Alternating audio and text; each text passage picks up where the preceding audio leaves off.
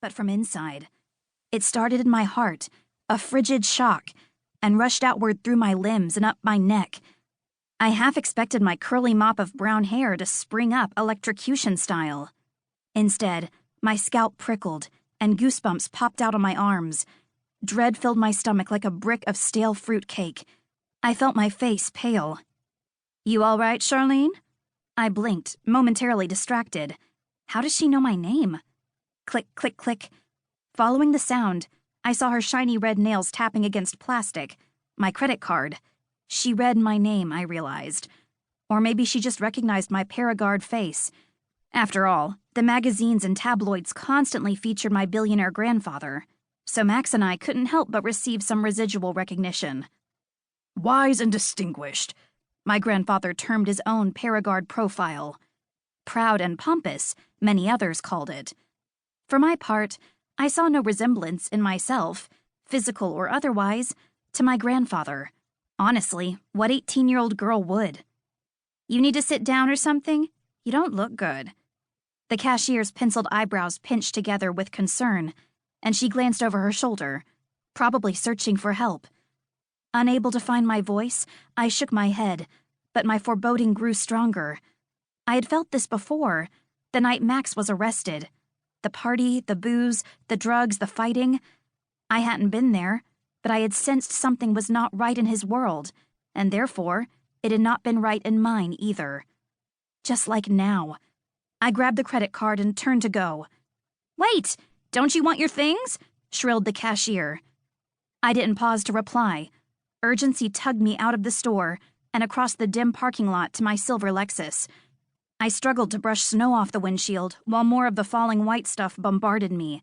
Then I, who never speeds, raced onto the slick streets, heart hammering. This is ridiculous, illogical. I tried to reassure myself, one thought tumbling after another like frantic snowflakes. It'll all be fine. I'll find Max at home, reading comics or practicing magic tricks. Then why this horrible fear? Because twin intuition doesn't lie.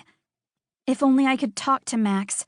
I let out a short laugh, then reached across the seat and dug my hand deep into my Prada bag.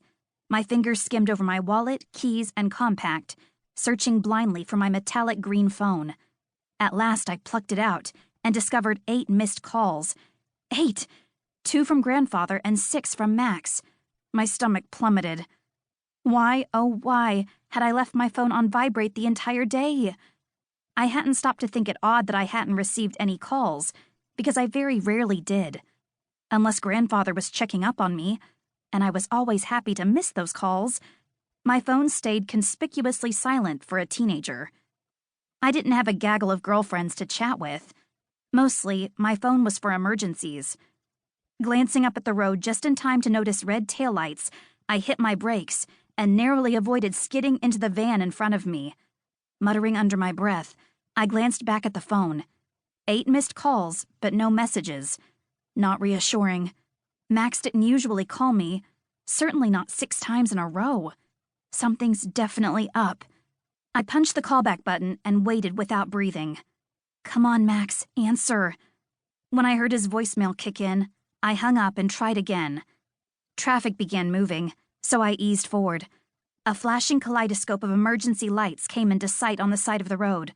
Cop cars, fire truck, ambulance, and 2 dented cars in the ditch. As rarely as I prayed these days, an accident still always brought a prayer to my lips.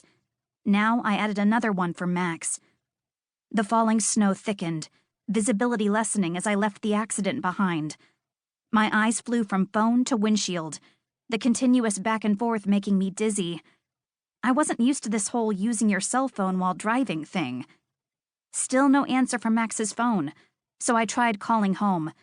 Jennifer, our head housekeeper, answered in a very professional, yet clipped tone. "Hello? Perigard residence?" "Hi, Jennifer. This is Charlene. Is Max there?" "No, I don't believe so. I haven't seen him recently, and I just finished cleaning his room." Ugh, I couldn't help thinking. That job probably took all day. Okay, thanks. I turned carefully off the highway onto a smooth, snow-powdered side road. I'd be home soon enough to search for Max myself. In the meantime,